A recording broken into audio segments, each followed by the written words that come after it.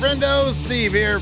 And Larson. And welcome back to Going in Raw. On today's episode, we're talking last night's WWE Raw on the road to WrestleMania.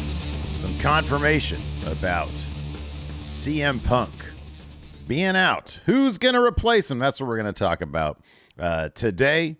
And we've got updates potentially on WWE's Mania plans. This comes to you from WrestleVotes after last night. CM Punk confirmed he's injured. Yeah. WrestleVotes said this on the Twitter, or the X, as people are calling it. Don't know. It's Twitter. It's Twitter. Don't. Said this. Between the unfortunate injury to CM Punk, the questionable status of Seth Rollins, and the pulling of Brock Lesnar, the WrestleMania card has took a sharp turn. Sources said there are a number of brand new card variations on the table, including some superstars who were not pegged towards the top just days ago. I'm being told they will take their time to figure things out and consider, quote, just about everything. Larson, what could that potentially mean? Who wasn't slated for the top that now could be at the top of the card? I don't know. I mean, it's kind of wide open if Punk Seth was penciled in to happen at Mania. Punk's out. Seth pitching, not terribly convincingly. Cody on challenging him rather than Roman. And maybe that's a situation where it says here, I'm being told they will take their time to figure these things out. They're just all trying to, let's try to keep the situation as much as we can with the wheel spinning in as interesting a way as we could possibly find, till we can find what pieces in terms of the Mania card best fit together. With Elimination Chamber coming up, you'd assume, though I guess it's not a certainty, that the men's chamber match would be number one contendership for the World Heavyweight Championship. Well, Punk said as much last night during his promo.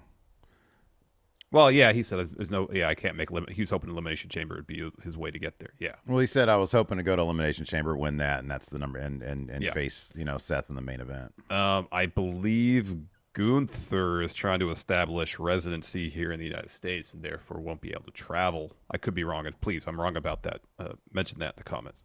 Won't be able to travel to Australia to compete. I've heard that as well. Yeah. In the chamber, so. If the chamber match is number one contendership for the World Heavyweight Championship, Gunther would be my first choice to face Seth at this point. So much so that I thought at one point Gunther could win the Rumble to set that match up. If he can't travel for Elimination Chamber to compete in that match, and obviously he's kind of out of the running. So who does that leave on Raw for Seth to face? Now, the first name probably would be Drew McIntyre. He's already lost to Seth twice, I believe.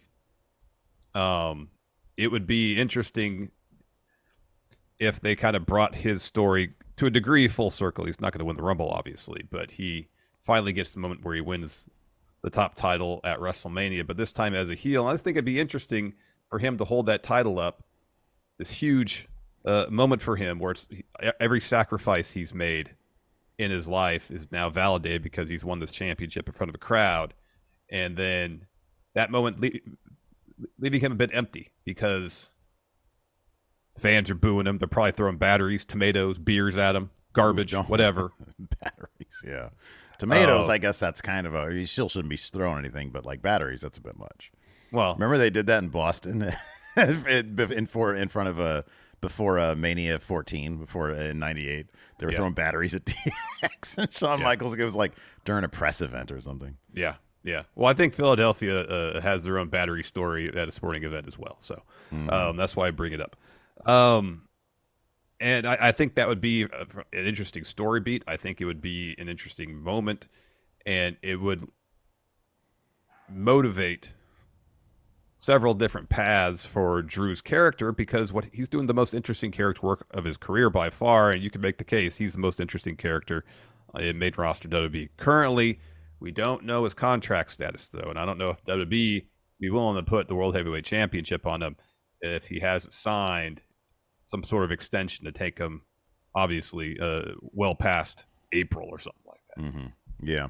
Yeah. I mean, there's two people that have sort of really, I don't know, just even recently, I feel like Damian Priest has taken a sharp left turn. It seemed for a while that like the tension within Judgment Day was leading him towards face territory. Like, Archie, he was the only guy who found some value in R-Truth, and it seemed like they were telling that story. And then he sort of just decided, no, don't like that anymore. I'm going to be super bad guy now. And we saw last night, he says, hey, Truth, I really like you, which is why I'm not going to be the one to do this. And he, the rest of the dudes jumped Truth and beat the shit out of him. And then the Miz showed up and tried to make the save. He got the shit beat out of him too. So, one way to establish, I'm a big baddie is by beating up the most popular guy on the roster. And R-Truth is by far the most beloved guy on the roster. Mm-hmm. And so, I see that with Priest. Also, it just feels like they've been booking him a little bit stronger lately. Less hapless. Hasn't even been really teasing the cash in, because if you try to cash in now, it's obviously going to be a failure. So why bother showing Judgment Day be hapless? So I see Priest as maybe an option that they're looking. I'm just trying to get evidence from what they've been booking over the past, week or so, really. Yeah. Yeah. And then last night, the obvious choice would be Drew McIntyre. I mean, I understand the contract thing, but we talked about this a little bit in the pre-show, so for the Twitch crowd, I'll be redundant here, but if he doesn't sign a new contract by the time, WrestleMania comes around, simple. You just have him lose to Seth, and yeah, he's had some losses to Seth already, but as you said, by far, he's the most interesting character now. And he's been getting to that point for a couple of months now, or at least a month. Yeah. And last night's promo, we've joked over the past couple of weeks since CM Punk's been back about him losing these promo battles against Seth, Drew, Cody. Yeah. And last night he lost his promo battle against Drew on his way out the door. Because my God, that was a really nice promo from CM Punk, talking about his friend with cancer and this, that, the other.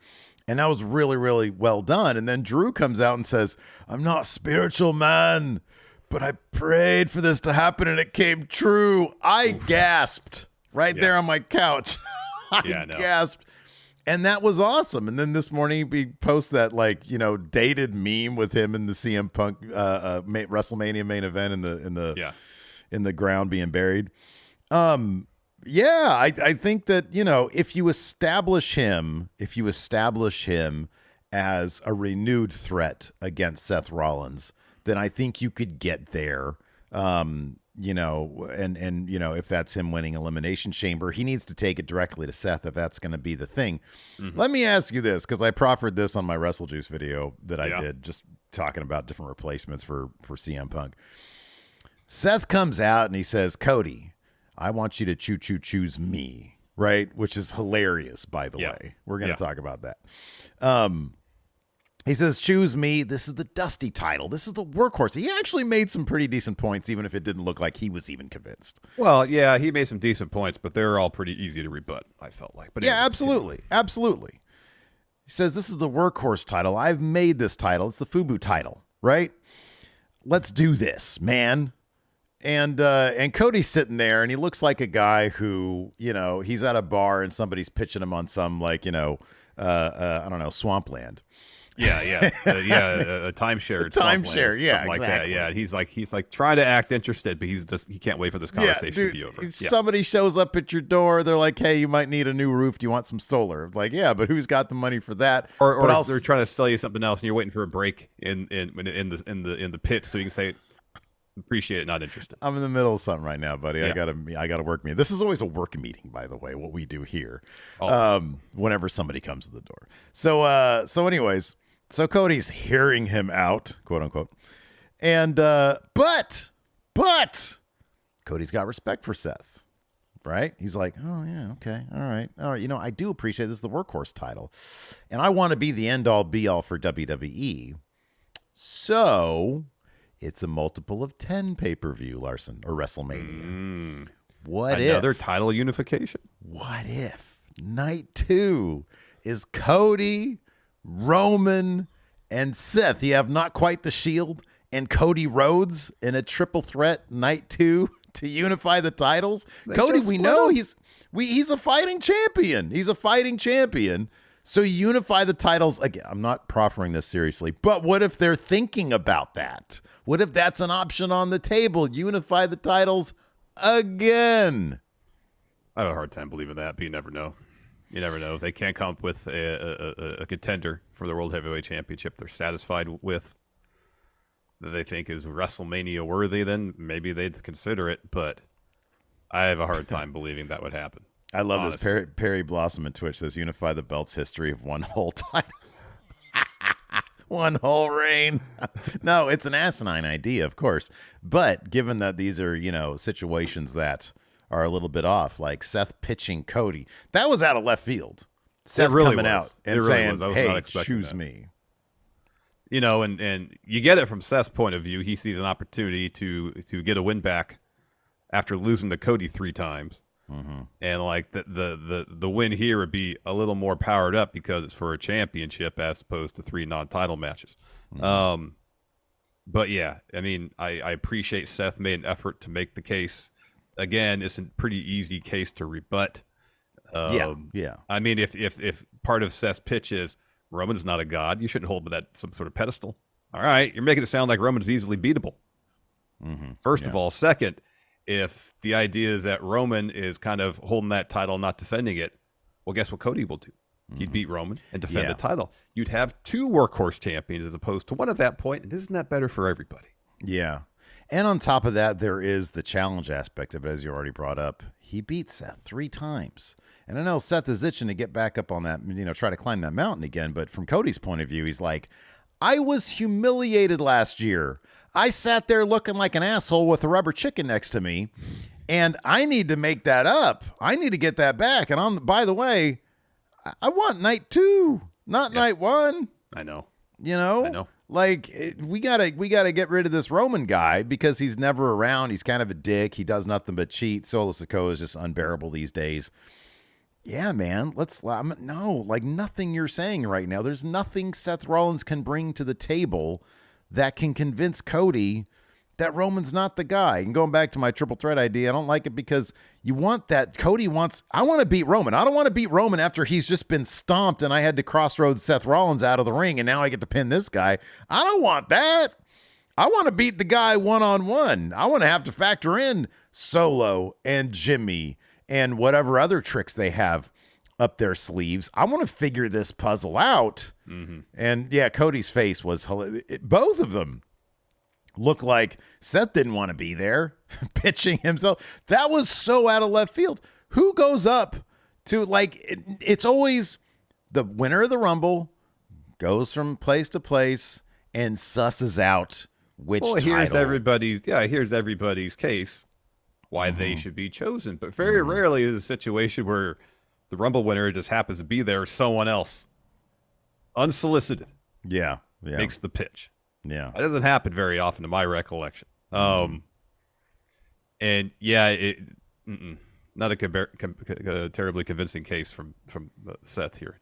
Not really. He tried. Points, not too great. Let's go back to Punk's injury. We talked about it during yesterday's show when the report started coming out from Meltzer and PW Insider and Fightful about Punk suffering some sort of injury. I think it was PW Insider who eventually confirmed it was a torn triceps. Punk did, in fact, announce to Open Raw that he has torn his triceps, will not be making it to WrestleMania this year. But he said, in the grand scheme of things, this is but a bump in the road. And as a Cubs fan, he says maybe next year. Yeah, it is a bummer. Just like it was a bummer back in AEW when it would happen there. With his various injuries, whether it's jumping into the crowd or a breaking suicide dive. Yeah. No, an absolute bummer. He just got back, hottest guy in the company, and I think a lot of people are really looking forward to this match. It does, if Drew does end up sticking around and ends up winning that title at WrestleMania, that's a hell of a SummerSlam co-main event or whatever it would be. Yeah. Drew versus CM Punk. I think that could be really, really hot. CM Punk coming back at that point.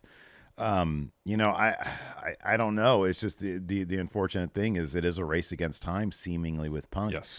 That's the one thing that I always celebrated about the guy was, and it's a damned if you do. It's a double-edged sword. He goes in there and puts everything he has into these matches, and at his age, which I think he's my age, I think he's like 45. That's good. That's gonna catch up with you, and that seemingly is what's happening with him. I mean, this was a future shock DDT apparently that this injury happened, and that's a fairly normal. It's a pretty routine selling. Yeah.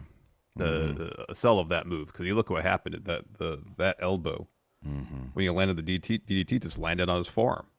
Yeah, didn't look like it bent funny or anything. Yeah, right. Yeah, it just seemed like a pretty routine sell of a move, and in that case, for whatever reason, it just tore his triceps. Yeah.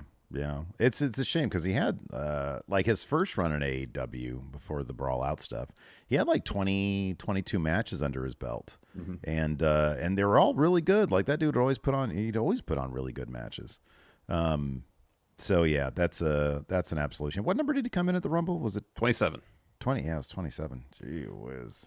People are giving Punk a lot of flack for the kind of mini match between him and Cody because people are like, "Oh, he's done. He looks gassed. He looked out of shape." Yeah, that's what people were saying. But then you look through it now through the prism of he had one good arm. Yeah. And credit to Punk for going through with the bout. And absolutely finishing it when it's entirely possible. I mean, the last time he was in a Rumble 10 years ago, he got concussed.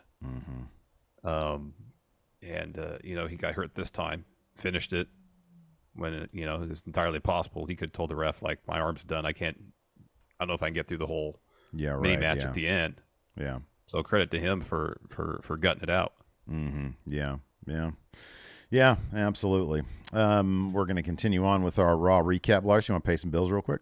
Let's do it. This episode of Going in Raw is sponsored by BetterHelp.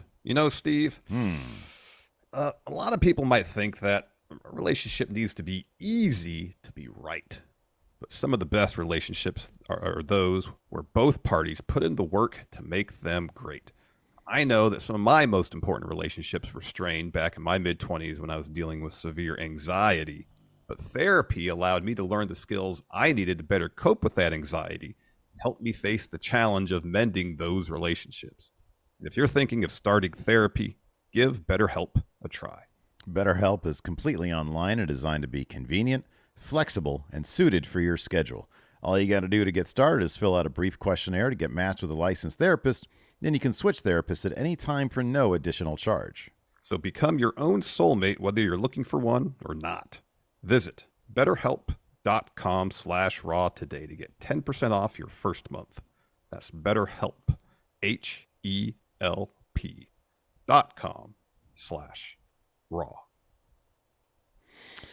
We had a super chat here during the waiting room from Mickey G.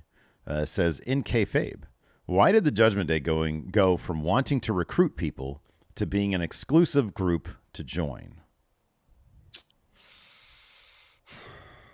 I think once they got JD, they were like, you know what? We have all the pieces we need right now. I felt like their recruitment efforts were not necessarily to increase members in the group per se, but just to manipulate people to help them for Judgment Day's own benefit. There you go. Yeah. I think. Like if Rhea could have pitched, say, Drew on joining Judgment Day, well, that's a no-brainer. Of course you bring in someone like Drew McIntyre.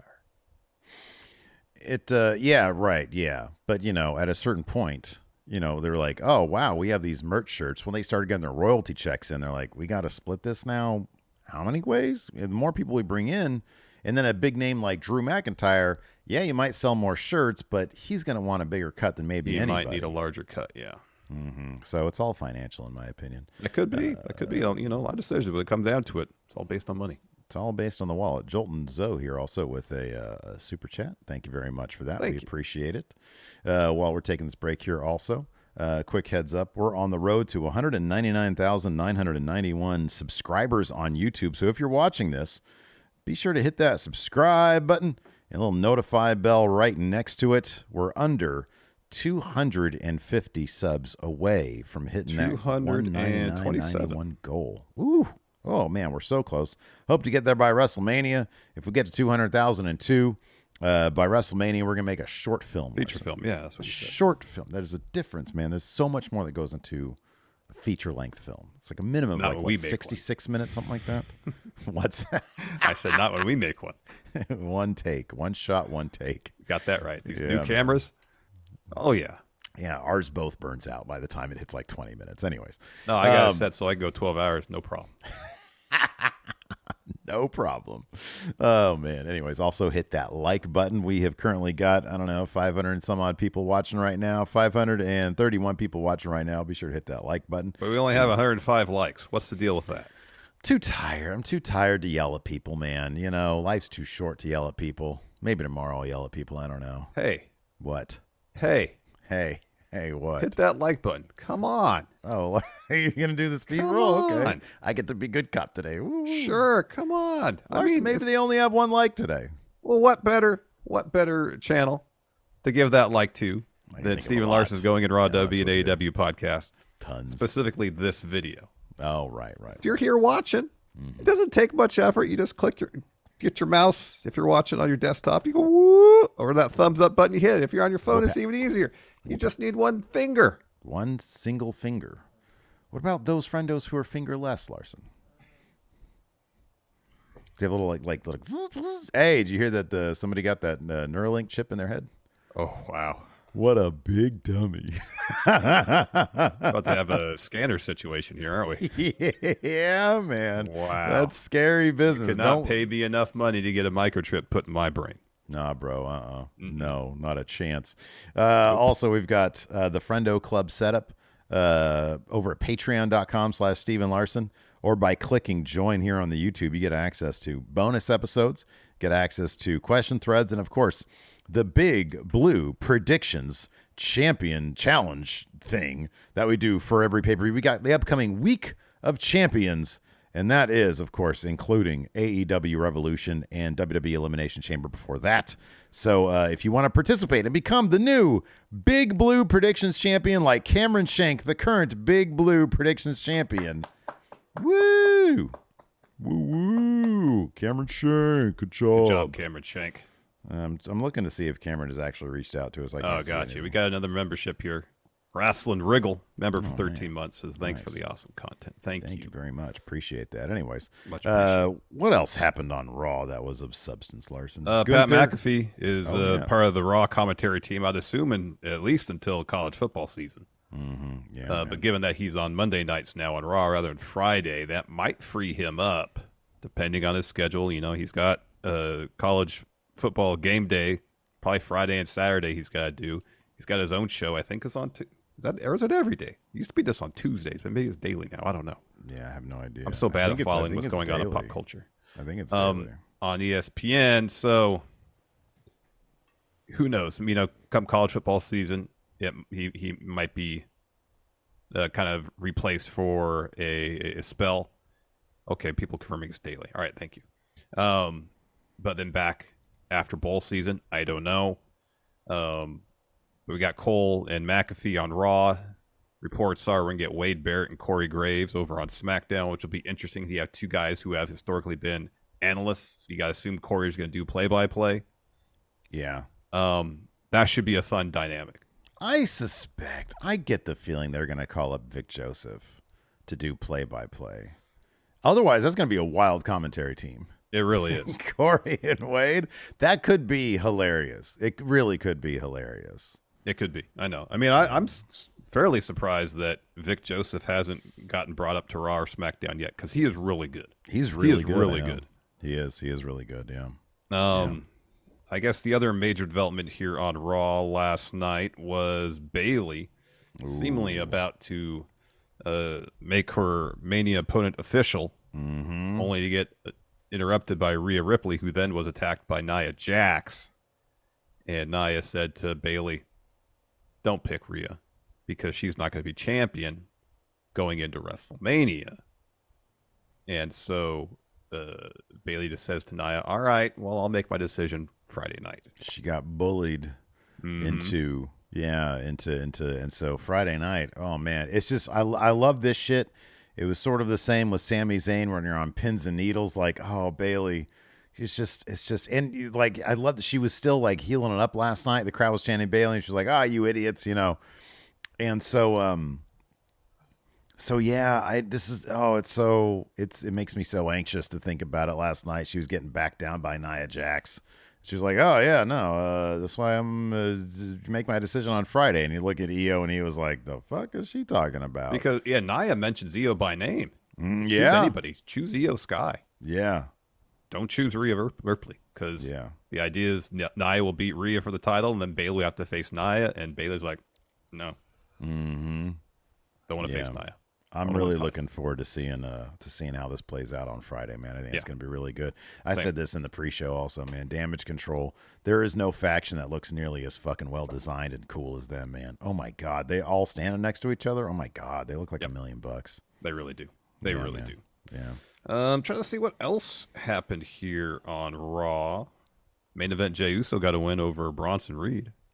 Okay, let's talk about that really quick. So, like, Kofi and Gunther had just a killer match last night. It was an awesome match. We've seen Jey Uso, come to the aid of the New Day lately, being sort of their third guy because of their history. Do you suspect that this could be leading to, given that he just had that win over Bronson Reed, it's possible, maybe trying to reestablish him a bit more, him versus Gunther at WrestleMania for the IC title? And if so, what are the odds that Jey comes away with that title?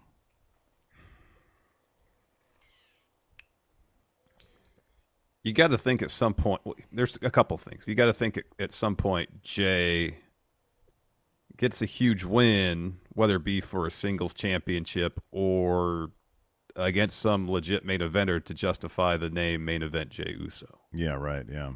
At this juncture. He's super over. I think his Yeet shirt sells a ton. It does, yeah. I just don't know. Gunther is booked as basically unstoppable. I don't know. It's a weird dynamic now because I wonder if the idea was you do Punk Rollins at Mania, Punk loses in just a killer match. Rollins still has the title.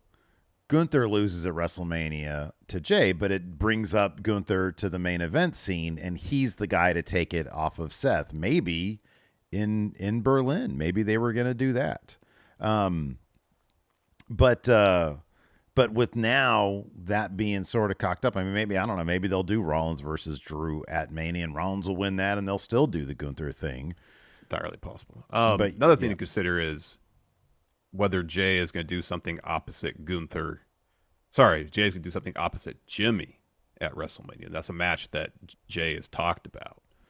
And you got to think at some point they're going to be on a path to have a match, like a legit one-on-one match together. Yeah. And they've talked about, I think Jey has at least talked about wanting to have that match at WrestleMania. I wonder if they want to... Number one, the draft usually happens, or these days happens after WrestleMania. So I don't know how, if Cody does end up beating Roman, how that will shake things up with the bloodline. If Jimmy and Jey are going to find themselves on the same brand, in which case, they could, or just wait, they could just wait another year to do Jimmy Jey. I mean, they do seem to be really deliberate with their pacing on things now. And if there's not a natural way to get to Jimmy and Jey, at Mania, I mean, they had the Royal Rumble bit where Jimmy was trying to get everybody to team up on Jey and beat him up. But if there's no natural path for them to, if there's no natural way for them to cross paths before WrestleMania, look, if one of them just straight up says, I want to do this, that's good enough, But it could be a situation where Heyman goes to Jimmy too and say, you failed us at the Rumble. And essentially Heyman says to Jimmy, if you want to, increase your odds of getting elevated to tribal heir, You got to take care of Jey at WrestleMania. Something like that. Yeah. So I don't know. It'll be interesting to see how that all shakes out. If Jey makes his case to be at Elimination Chamber with Drew, Sami, who else is on Raw? That could, because like what, 6 people in the chamber. I mean, Reed could Drew, Sami, Jey. They could throw Reed in there. They're in Perth. He's going to do something. Reed is going to do something. Yeah, Bronson Reed. He'll be in there. So that's 4. 2 more. You just take 2 more from wherever. Priest, maybe. It Kofi. Still boggles me. It's like, why is Priest even in the Rumble? Like back when it's like, you have Money in the Bank. You can just say, I want to do this at WrestleMania. I know, but imagine if you win the Rumble, you have that match at WrestleMania, you lose, you have the briefcase, you can cash in and win and then. Oh, Andrade. Yeah, put Andrade in Elimination Chamber. Of course, yeah. Andrade, absolutely. I mean, that is another route. I mean, that is something, Priest, I still kind of suspect Priest might cash in at WrestleMania too. So, I don't know. There's a couple different options there anyway. Here's another name that we didn't discuss as far as a Mania option. That's Okada. I know it seems like all signs are potentially pointing to him signing with AEW. At least there's belief within AEW. They have the advantage in this situation. But let's say he doesn't go to AEW. Okada signs with WWE and goes to main roster because he should not go to NXT. Yeah. Obviously, if WrestleMania is his debut match, it's going to be a major one, whether that's against Gunther, whether he faces Seth for a title.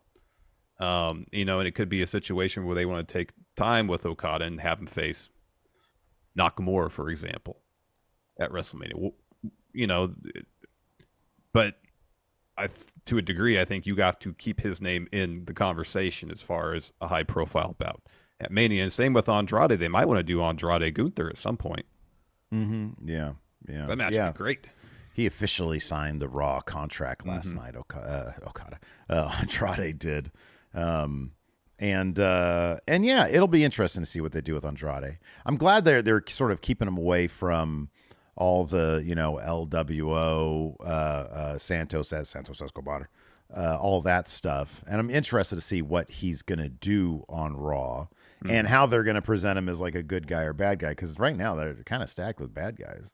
It seemed like Andrade was going to be a face. It was a very small sample size.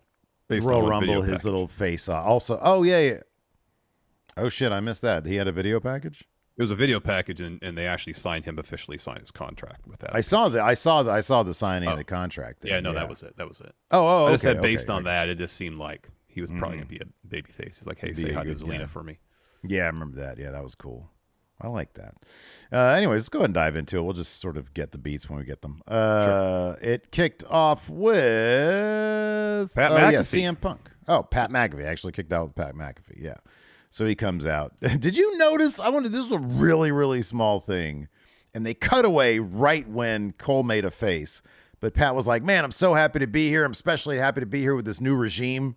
And Cole made kind of like a panicky face. And I don't know if it was just he was expecting like the next beat to happen on the show. But I was like, oh, okay. Yeah. Good. Yeah. Anyways. So CM Punk comes out. He's in a sling.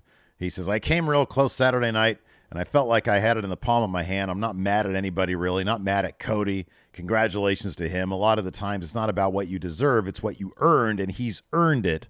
And I hope he finishes his story. Going back to the Rumble is a hell of a feat, going back-to-back in the Rumble is a hell of a feat, much like the Lightning did in the Stanley Cup. Well, I came close. That only counts in horseshoes and hand grenades. I don't believe in luck, but I feel a bit unlucky. In the Rumble, I tore my right tricep. I tried to see if I could tape it up and go to the chamber and get my main event in WrestleMania, but it's not in the cards. I don't want anyone to feel sorry for me. When I think of this and how much it bums me out, how I talked about my dream is to main event WrestleMania, maybe it just won't ever happen. I don't want anyone to feel sorry for me. Realistically, is this a problem? I have a friend named Chad Gilbert who has cancer. He's had it bad for a long time, has a beautiful wife and daughter. I sit with him during chemo, and he's always in a good mood. It's soul-crushing. That's a fight. To me, this is just a flesh wound. When I say best in the world, it's not because I always win. You guys saw me in the UFC. I asked, he says, not great. He says, I was asked, do you want to do this? And I said, yes, because it scared the crap out of me. It scared me as much as coming back after 10 years, but I had to. WrestleMania scares me. It may haunt me for the rest of my life. This is just a bump in the road. Best in the world for people who fight cancer, who put their lives on the line every day, people that help other people. I just happen to entertain you, and you happen to love me. I promise I'll keep doing it until the wheels fall off. This is adversity, and I've overcome adversity in the past. I don't focus on those who tell me I can't. Every single one of you wake up. Your teachers, garbage men, you wake up and you keep going. You put food on your table, and that's what I intend to do. Mania 40 may not be in the cards, but I'm a Cubs fan. This isn't the first or last time I'll say this. There's always next year. That brings out Drew McIntyre. Yeah, so he makes his way to the ring. And he comes out and he seems like he's emotional and very sincere with Punk. He says, I've said some terrible things about you since you came back. I meant them. You were terrible in the past and the poison to the locker room, but I can relate to everything you're saying right now. I had my dreams taken away from me too. He says, you talk about your friend. I can relate to that as well. I don't know what I believe in. I went through some changes. I've never been a spiritual person, but I want you to know. I prayed for this and it happened. Oh, and the crowd was like, oh my gosh. Because here's the thing. In the lead up to that line, he was coming off as very vulnerable and emotional. Yeah. And he was so sincere. I prayed for this and it happened. And the crowd just gasped. He says, when I got into the Rumble, I targeted you. I violently assaulted you. Our current champion is broken down, so who's going to step up? I was going to make sure it was me, but then you eliminated me. I couldn't sleep that night. Then I heard the news. Then I slept like a baby last night. And the crowd again, oh my gosh.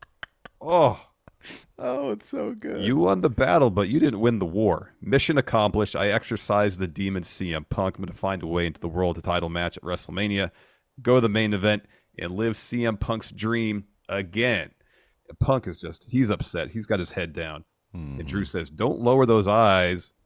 Raise your head up when you speak to me. And so Punk not only raises his head, he walks over and gets in Drew's face. And he says, my heart hurts more than my triceps does. I'm going to rehab this and come back. But the first thing on my list is you. I'm coming for you. So Drew goes to swing on Punk. Punk kicks him. But Drew hits a Glasgow kiss. And then he stomps on the arm on the triceps. Yeah, it was an excellent segment. Sami Zayn comes down and makes it to make a save, takes it to Drew, tosses Drew out as Sami is pretty pissed off. This was awesome, dude. You noted this such a long time ago, Drew with the small things. Right. So he comes back to the apron and he does that. And he's just sitting there like this with his head, on the apron like this, just watching the doctors tend to him, and he's smiling, reveling in it. It's so good. It was really good, man. It was so really good. So then we cut backstage in the Judgment Day's clubhouse, watching what's going down. And Rhea's like, we have more important things to worry about tonight. And Dom says, if Bayley shows her face, Mommy, you got nothing to sweat about. And Rhea says, if Bayley wants to fight me at WrestleMania, it's her funeral. I'll remind her who I am. Tonight, it's all about sending a message not sent at the Rumble. You guys didn't win. Are you going to show people who you are or let distractions get in our way? And Priest goes, no more distractions. No more distractions. Rhea, you don't need to worry about where my head's at. And Finn's like, everybody's getting way too comfortable to challenge Judgment Day tonight. Tonight we show them how vicious we are because they have a match against we are DIY. Oh, dude. Look, man. They were one of my favorites back in the day. And I'm pretty sure they're going to be one of my favorites again. But this iteration of DIY is so cringy. It's so embarrassing. This new generation type, just straight up babyface bullshit walking backstage. John says, Tampa, Florida, we've waited 7 years for this moment. And Ciampa says, this ain't 7 years. It's a lifetime in the making. This is two 5-year-old boys who dreamt about this watching Saturday morning wrestling. Tonight is the night we show everybody we are. Oh, it kills my soul. It hurts so hard to see these guys just be the least interesting baby face, just straight up good guys. Oh, yeah, crowd loves it. Hey, crowd's super into DIY though, man. They put on great matches. They put on really, really good matches. This tag match was a lot of fun. They gave it a ton of time. It was awesome. From a character really, really perspective, there's nothing interesting going on. There's zero there. And I honestly just think that they're just sort of, they clean slated them. I feel like it's, the beginning of it's like cruiserweight tournament. Maybe they'll do the same thing. Like their tag team, then they'll do like, some sort of tournament. We'll have to face off against each other and we'll get some similar beats to what they did before. The beat in the ring with the hug and all that. And then something like that. But they're over. The people love them. God damn. It is so weird seeing Ciampa just act like I'm super good guy now, I know. Because you remember when his theme song was chorus of boos from the crowd? I know. It was awesome. And it was great. No one will survive. That's great. Oh, yeah. Great. Oh, that theme's good, too. Again, really fun match. Gave it a ton of time. The first hour of Raw was commercial free, so this match had tons of room to breathe with no commercial interruptions. That just meant everything else for the rest of the show had tons of commercial interruptions. Yeah, dude.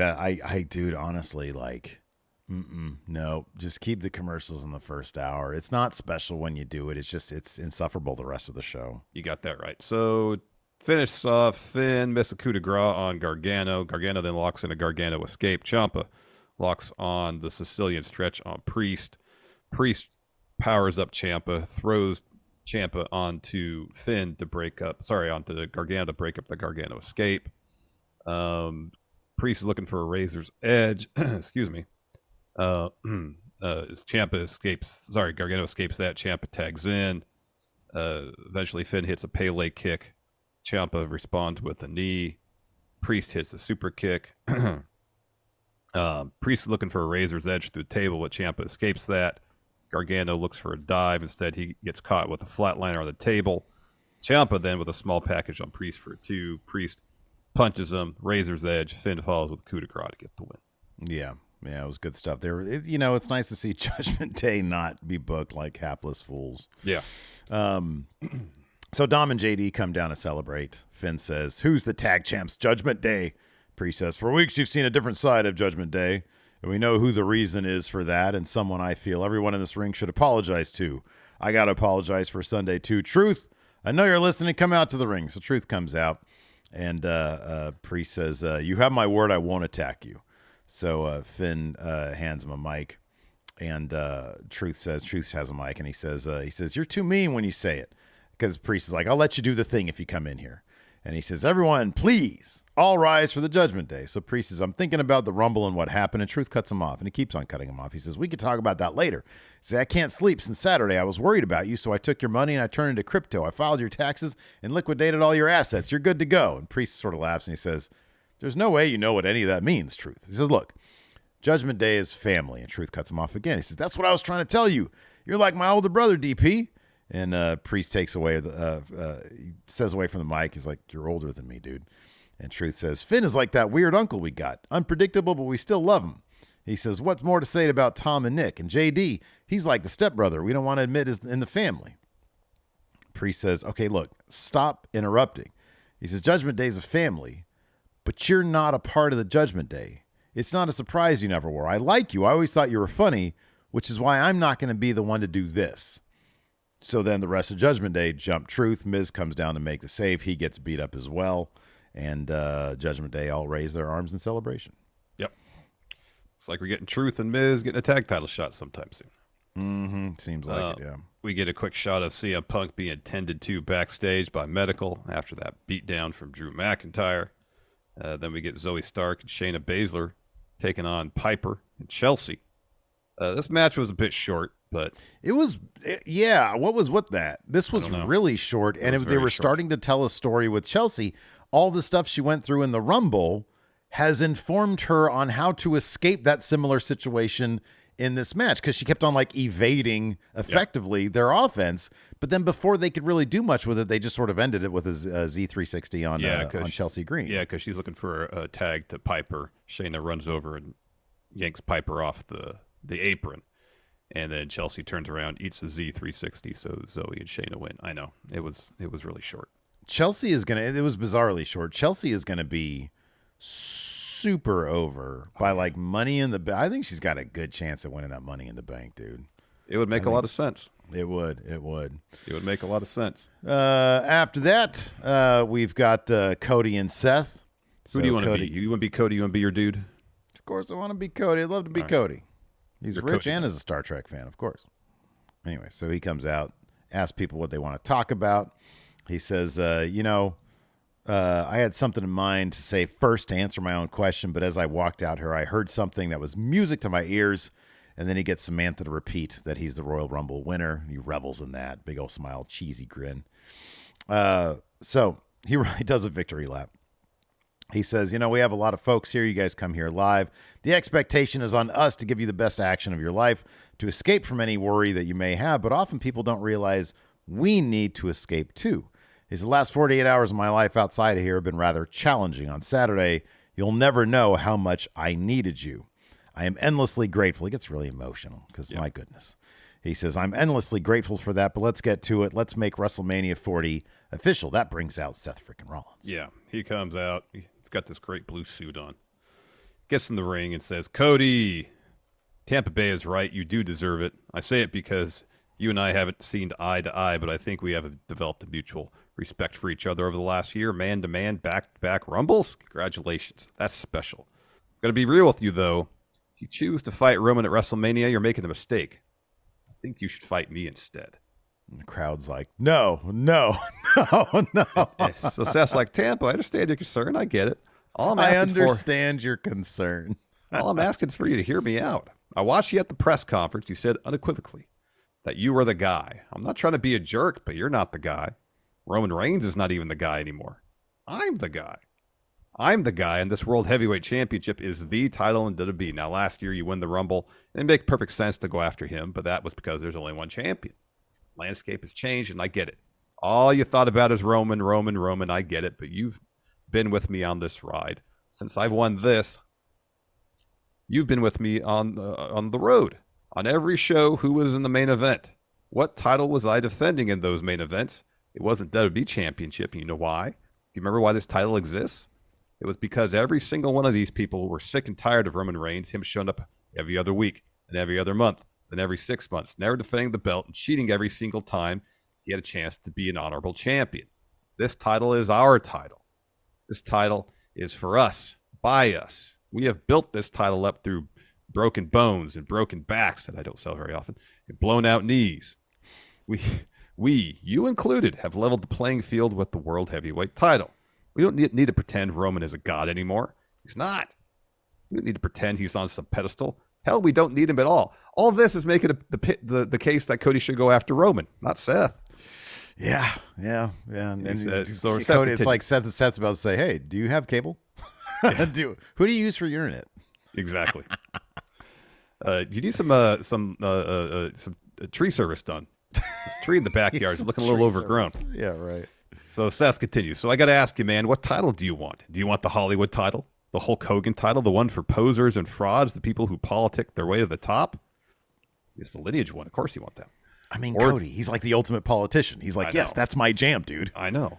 Or do you want the Dusty Rhodes title? Do you want the Workhorse Championship? The Blue Collar Championship?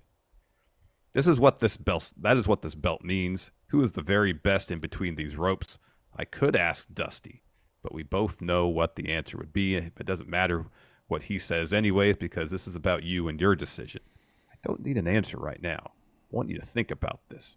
It's the biggest decision you'll make in your entire life. I just want to know what's in here. He points right at his heart. What kind of man do you want to be? Oh, you're still talking? Okay. Seth,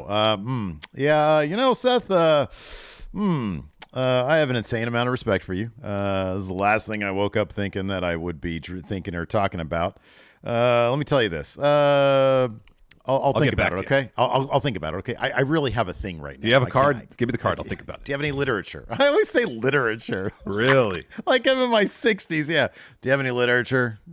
So the last time someone came knocking on my door was like a contractor looking for, or a contracting company looking for work.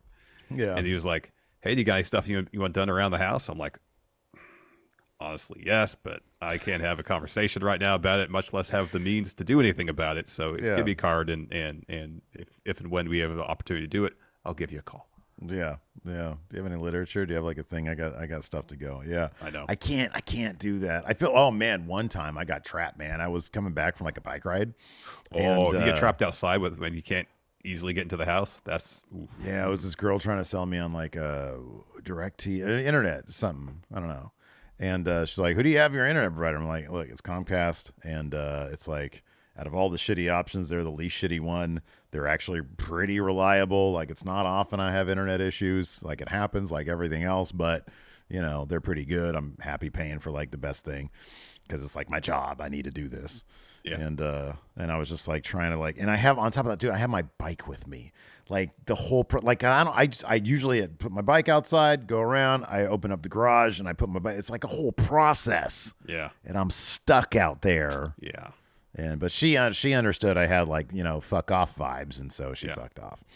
But yeah, I don't know. That's it's nice funny. People could read the body language. Oh, it is. It's like, look, she don't want to be there. I don't want to be there. She's doing this because she's in college and she just needs a couple extra bucks. You know, you should get some exercising. But yeah, man, I don't know. Even Seth in his pitch out there looked like he didn't want to be there. I mean, I appreciate that creative is making efforts to cast doubt on decisions that seem obvious, you know? No, and the thing is, and like, they did that to build to the Rumble. They threw us the Gunther thing. Oh, let me ask you this. Let me ask you this. What? What could Seth have said or offered that would have closed the deal in the moment? Could he have worn, because like he was like, this is the blue collar title while wearing some like thousands of dollars outfit, this electric blue ridiculous thing that you'd see on the runway somewhere. Fashion show. Isn't that what they call it? The runway? Yeah, that's what they call it. Yeah, this is what he should have done. He should have went backstage and said, all right, this World Heavyweight Championship, it looks nice. I want the Winged Eagle title. Make it look like the Winged Eagle title. Dude. And he comes out at first with the World Heavyweight Championship and he says, this is what we've established.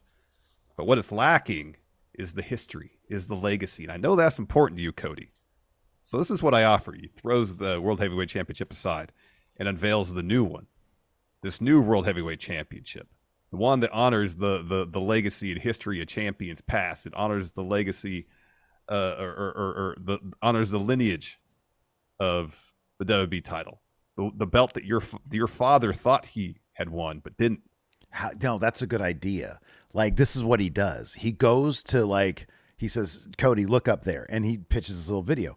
And it's a video of Seth going to WWE headquarters and having the WWE historian reintegrate the legacy of the old titles, including the big gold belt and the NWA lineage, so that it's got Dusty's lineage and the WWF title that he didn't win or did win or whatever.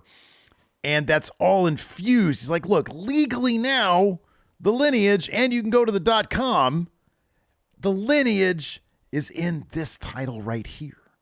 And then it's like, it's also like the title, the strap is like a leather American flag pattern. Wow. Yeah. And with some LED lights also. And it's got the American Nightmare logo on it. Can somebody make that in 2K? Well, I don't want anybody to make it. Somebody made some really awesome creator wrestlers of us in 2K23. Yeah, those are great. I'm going to see if I can find who did it because I want to shout them out. But, somebody did that. And somebody should make that title for, because remember in We Book Raw, in our thing, Cody's the champion right now. He beat Roman Reigns already. Oh, that's right. Remember? That's right. All right. While you look for that, I'll move on. New Day's backstage. Kofi drops a promo. Says, I'm still in cloud 9 after what we did last week to Imperium and taking them out. And I said it before, and I'll say it again. Whenever everybody thinks of New Day, they think of pancakes and bootios. But they forget the most important thing. We win championships. That's what I'm about tonight when I beat Gunther for the Intercontinental Championship. Tat Boy Grimm, yes, is the nice person who made these. These are much. awesome. Yeah, those were awesome. I just trip out seeing like my own designs on stuff. Mm-hmm. It always makes me very happy.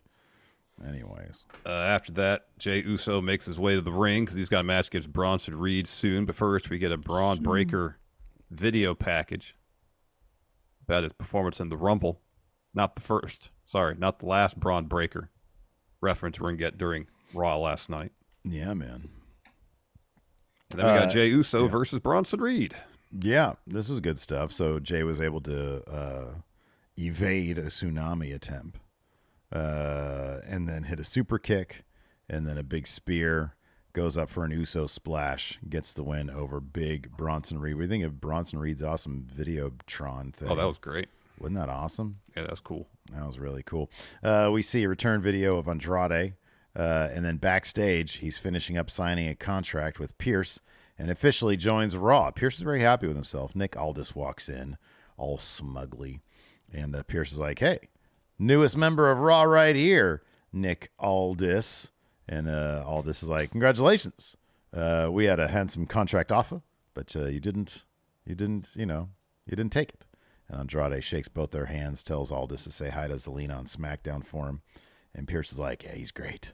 And Aldis is like, I loan you Bayley. You have both Rumble winners on your show. That's how it is.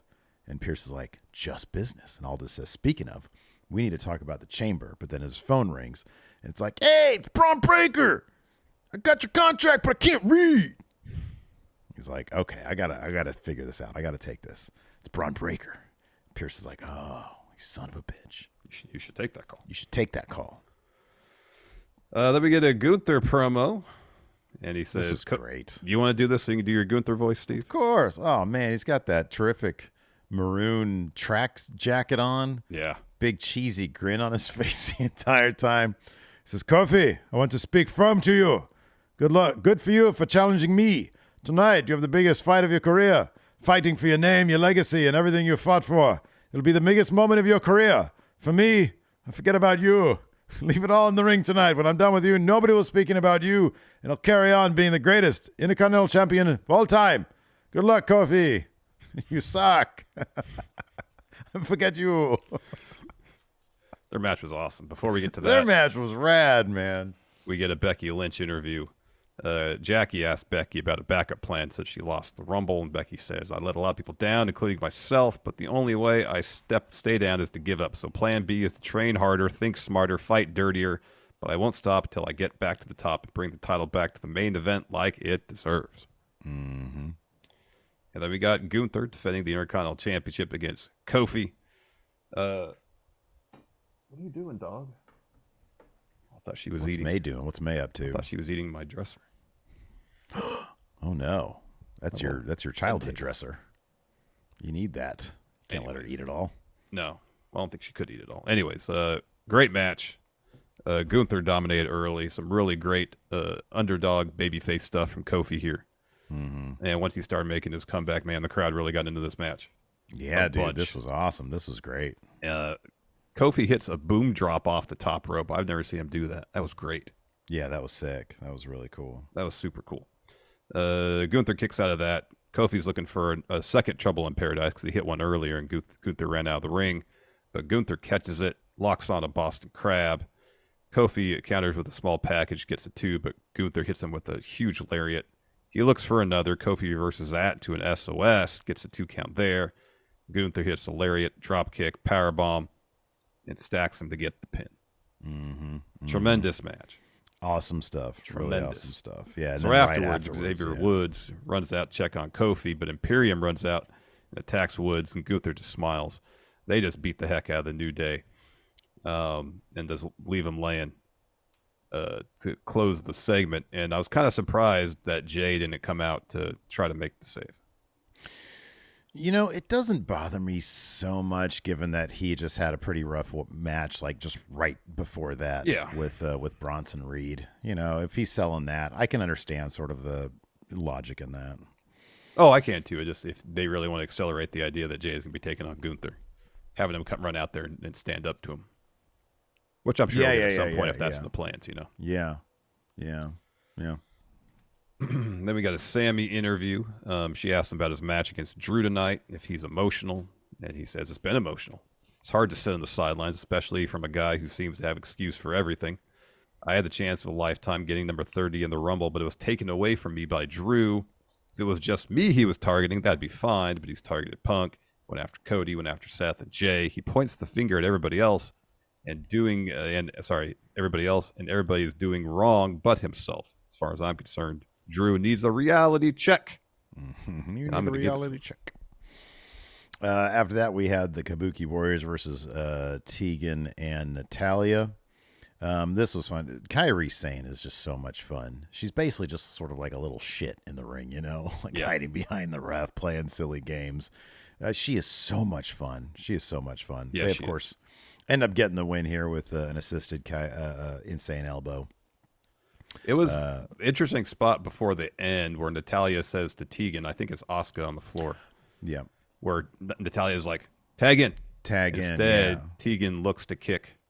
Again, is it Asuka? Asuka's on the floor. Yeah, it was. Yeah. Instead, Asuka trips her up and takes her out of the match and leads to. No, wait, maybe it was Kairi. Either way, you're right. Yeah, the miscommunication there where.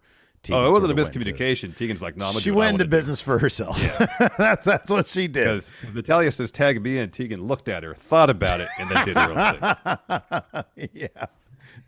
Maybe she thought she said, don't tag me in, and it was a miscommunication. She looked at her, don't tag me. Okay, I'll go over there. I was very confused. Man, but Asuka and Kairi Sane are just so much fun. God, and they just look like $1 million out there. Oh, yeah. It was so Kairi. great. It was Kairi on the floor. Okay, that's what I thought. Yeah, because right afterwards, Asuka gave Natalya a big old kick to the head. Yeah. Anyways, backstage, the party girls are watching. The transitional party girls. Jackie asked them about getting their titles back, and they're like, "That ain't gonna happen." I'm sorry. No, Katana said we talked to Pierce and we're getting our rematch next week. Also, that ain't gonna happen. Yeah. Probably not. Then Damage Control comes to the ring. Damage Control. And then after commercial break, Bayley has a promo. She says, before I get into the nitty-gritty, I'm going to give you a rare opportunity to take a picture of all of us. When was the last time you saw the tag champs, women's champ, Rumble winner, all in the same ring together? You haven't. It's the first time. Yeah. This is all thanks to me. I told you a year and a half ago we were going to take over. Everyone said, oh, you're going to flop. Bayley, you're not as good since you came back. You lose all the time. Luckily, I didn't listen. I may not have been on the poster for the Rumble, but I stand here proud as your Royal Rumble winner. At a time when we have the most stacked women's roster ever, I came out on top. I beat 29 other women, and not only that, I beat Rhea's precious little record, as I was in for a record 63 minutes and 3 seconds. So, ding dong, hello. So at WrestleMania, before she continued, Rhea Ripley interrupts her. That's right. She comes down and says, Bayley, do you think you've accomplished something? You may have beaten my time, but that's only because I wasn't in it. The rest of Damage Control will have gold, and if you challenge me, it's going to stay that way. And then Nia appears out of nowhere. It just absolutely annihilates Rhea. Rhea fights back, rolls her in the ring. Nia just wipes her out. She hits 3 leg drops. Damage Control just looks on shocked and kind of like giggly over it. And then Nia hits an Annihilator, stares over at Damage Control. They all leave, and Bayley's like, oh, she sort of freezes. Yeah. And gets backed up into the corner. And she says, Bayley, you can pick EO. You can pick anyone else. Rhea isn't making it to WrestleMania. And Bayley's like, if you let me finish, I was going to make my announcement on SmackDown Friday. And you look at EO, and he goes like, I don't know about all that. Mm-hmm. And so she leaves. And then we have our main event. But first up, Jackie's backstage with Drew. And he says, all I've ever done is tell the truth, and every action is justified. And what a great, like that right there encapsulates Drew McIntyre. All I've ever done is tell the truth, and every action is justified. That should be for every character their own truth. Mm-hmm. That's the motivation right there. None of this illogical booking stuff. Mm-mm. He says, Sami wants a reality check. We've had countless matches. Let me do the math. Carry this one. Or he says, carry the one. You've beaten me 0 times. That continues tonight. Hit my music. And we get Drew McIntyre versus Sami Zayn. A killer match. Yeah, it was really good. Really good. Another great, again, underdog babyface performance from Sami Zayn. Mm-hmm. Yeah. And a pretty creative finish. Yeah. Which Drew hit a avalanche air raid crash, gets a 2 with that. And then Drew kind of leans down towards Sami and says, you got some balls, but some people are out of your league, and there's some people that you just can't touch, like Drew. About to say McIntyre, but Sami makes his comeback, hits some shots. Drew hits him with a Glasgow kiss, but then Sami charges to try to hit a haluva kick, And Drew kind of takes the knee and puts his hands up to avoid it, but in doing so, hits Sami right in the front area. Mm-hmm. Yeah. Was it on purpose? Was it accidental? Don't know. I don't know if I've ever seen that defense for a haluva kick. I thought it was very clever. And Drew takes a beat like, should I pause or should I take advantage of this? I should take advantage of this. Yeah. Wapa, Claymore, Drew gets the win. That sense of urgency. It's like, okay, I need to do this now, as opposed to I'm going to strut around like an idiot. And then he got it, and then he made sure to stand sort of over Sami, because the ref, he was sort of in front of him, and Drew was like, raise my hand, because the ref was trying to check on Sami. And he says, no, we're doing this over here. And he brings him around behind Sami so that Drew can have his hand held above, the broken body of Sami Zayn. I thought it was awesome. Just really great, man. Just really great. Yeah. Anyways, would you like to answer some questions? Let's answer some questions. Would you like to look at the television? Answer some okay, questions. Mr. Yeah. Brandon Monroe here asks, who is the craziest option that could face Rollins at WrestleMania that you could get behind? The craziest option? Completely out of left field. I mean, I don't know if my triple threat idea was out of left field necessarily, but I do think that the story they could build and the promos building up to it would be fucking amazing, and the match would be really good. It's just big picture, having Cody beat Roman along with Seth Rollins is there too. It doesn't really do much for me, but in terms of like what it would be like, the build to it, I think it'd be fucking awesome. All the shit between Seth and Roman, that'd be great. Trick Williams. Okay. That's a good one.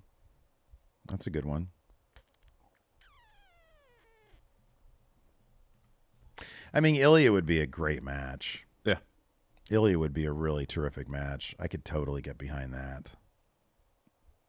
There's a lot of good options. It's just what are you doing on I'm trying to think what I'm doing on Sunday, because Sunday, I think Sunday is Saturday is Vengeance Day on Saturday? It's the 3rd, I believe.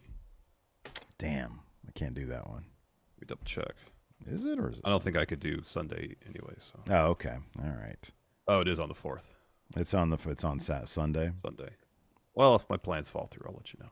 If your plans fall through, I've got we got a couple super chats. Ali says DIY should become more corny. Full Raimi Spider-Man. Oh, okay. There we go. Yeah, I like that. Oh, Cameron Shank here in chat says, hey, Friendo, my Twitter wasn't complying, so I sent you a message via Instagram. I got there it. We go. I already got it. Thank you, Cameron. Appreciate it. And thank you, Maggie, for pointing that out to me earlier so I can grab that too. And then Maggie with the super chat too. Thank you, Maggie. Maggie is our champion. Did you read the super chat, though, from her? It was while we were doing the Seth Rollins bit. Oh, that makes sense then. It's like, why is she giving us the middle finger emoji? Well, I mean, there's ample reasons for that to be the case. Yeah, there's multiple reasons for that one. Oh, man. Let's see here. Eastside Reviews says, is Jey Uso the current best option to knock off Gunther for the IC strap? I think he's a really good option. My preference might be Ilya, to be honest with you, just because of the match. And I know I've poo-pooed that before, but I've come around to it. But yeah, Jay's a good name. I much prefer the idea of Gunther holding the Intercontinental Championship when he wins the World Championship. Have both those belts. And then vacates he the vacates IC title without being defeated. Yeah. And then what's the ultimate end game, though, man? Who's going to beat Gunther? Why does anybody have to beat Gunther? Right. So he just retires on top. Yeah. No putting anybody over. There's precedent for that in the world of boxing. Okay. I like it. Scoot Bond says, maybe a hot take. By the way, we've got a hot takes video up right now. We do. Over at Friendo Club Wrestling, our sister channel. He says, maybe a hot take, but I prefer Cole Barrett over Cole McAfee. Oh, for the announce team? I kind of do too. Barrett and Cole have developed a hell of a chemistry. There's the antlers thing. That was hilarious. So they can, I appreciate the chemistry between Cole and McAfee, but McAfee gets sidetracked a lot. Yeah. And it's more, you could deal with it more on the 2-hour SmackDown. Oh, good and point. he referenced it last night. about how you need to go use the bathroom in the middle of Raw. 3 hours of tangents. And Wade Barrett's just more well-versed in the storytelling aspect of pro wrestling than Pat McAfee is. Yeah. And if there's a match that you really need someone there to help you understand and help advance the story being told in the ring, you want Wade Barrett there to do that. Yeah. Because he's just more well-versed in that particular language. Yeah. Yeah, I can see that. That being Barrett and Corey Graves should be wildly fun. Yeah, that should be something else. They should add Booker T to that. Oh, that'd be great. It would be fucking off the. Oh, that'd be so it would good. be so wildly like out of pocket every single week. It'd be amazing. It'd be so good. AJ Otani says, "Do you think that Montez Ford has a big push at some point this year?" You would think he would have to, because his and Bianca's show is debuting soon. Yeah. But It would beyond make that, sense he's to- 2 years overdue for a big singles push. Is. He really is. It would make sense to coincide the start of the push with the launch of the show. It would make sense. Yeah, man. So hopefully it happens soon. I mean, we got that glimpse of it at the Chamber last year when he had that awesome gear. I know. Yeah, it was It was awesome. amazing. Amazing. All right, Maggie says February 2nd. Love in WWE. It's the Bianca Montez reality show. I mean, one of the things, I saw the trailer or commercial for it, and he says, talk about Bianca. Yeah, she's a huge superstar, WrestleMania main eventer. I'm still trying to find where I fit in the whole thing. Yeah. If anybody should continue on the theme of finish my story, it should be Montez. I'd love to hear Montez say, I need to finish my story all the time. After Cody finishes his story, it should be Montez up next. And specifically Maggie, I know, really loves that idea of somebody getting to say, I'm going to finish my story over and over again, especially somebody like Montez Ford, really awesome character, you know? Oh, Montez is great. Tymore here says, let's say Bayley does pick Rhea to face at Mania, and that match actually does occur. Who should face Io at Mania in that case?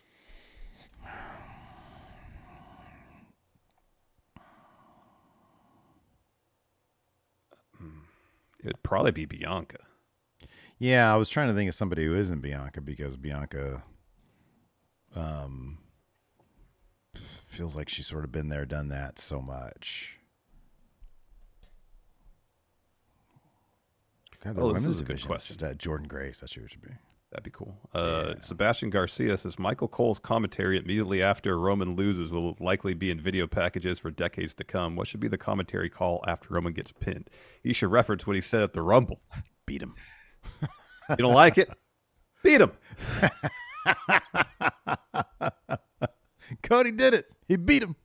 Beat him. He beat him.